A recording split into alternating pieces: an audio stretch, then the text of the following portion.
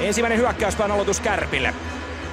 Mihal Kovarsik, liigan pistepörssin kakkonen, tehopisteitä 41, eli 2 vähemmän kuin Jori Lehterä. Kiekko Espoo on vaikeuksissa, kun 21 sekuntia on pelattuna. Kärppien ykkönen iskee voitetun hyökkäyspään aloituksen jälkeen ja Kärpät johtaa 1-0. Maalin edustalle on unohdettu vapaaksi Patrik Virta. Kauden 8. maali. Liikaa pitkään viihdytä. Nyt tulee harhasyöttö.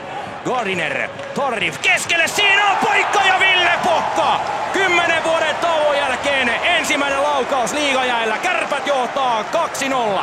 Maalin tekijänä maailmanmestari ja olympiavoittaja Ville Pokka.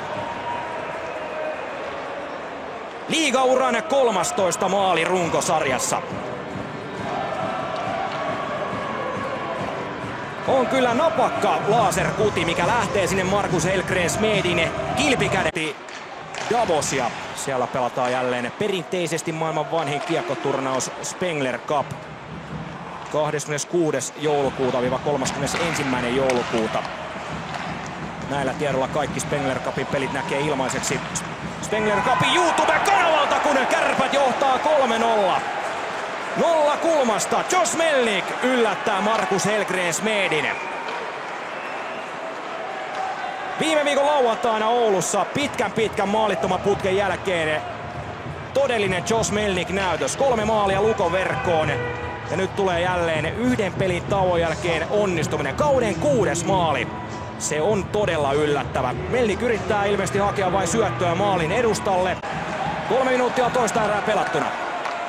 Ja 3 maalia Espoolla kirittävänä. Se kiri vaikeutuu huomattavasti, koska illan ensimmäinen rangaistus on tulossa ja se on tulossa kotijoukkue Kiekko Espoolle.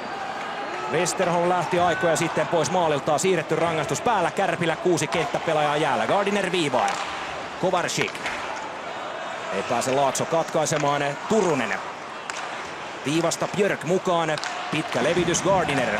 Napakka syöttö Björk. Kääntö maalille. Nyt on paikkaa ja 4-0. Mihal Kovarsik.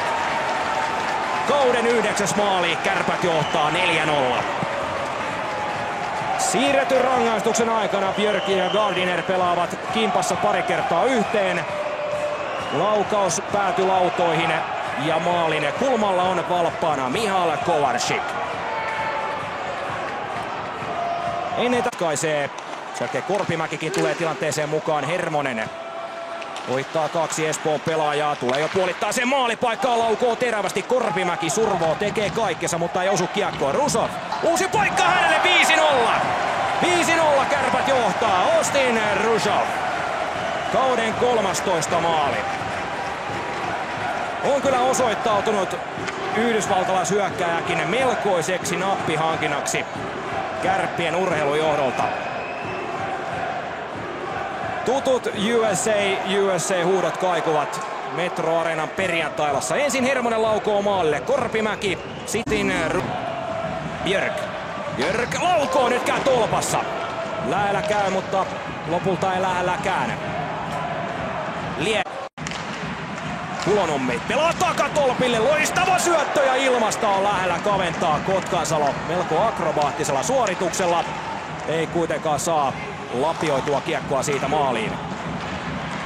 Virtanen. Selvästi on tässä Espookin riskitaso. Espoossa 4000 katsojaa pääsivät tänään perjantailtana todistamaan Kärppien kauden ensimmäistä voittoa. Liiga nousi ja Kiekko Espoosta. Kiekko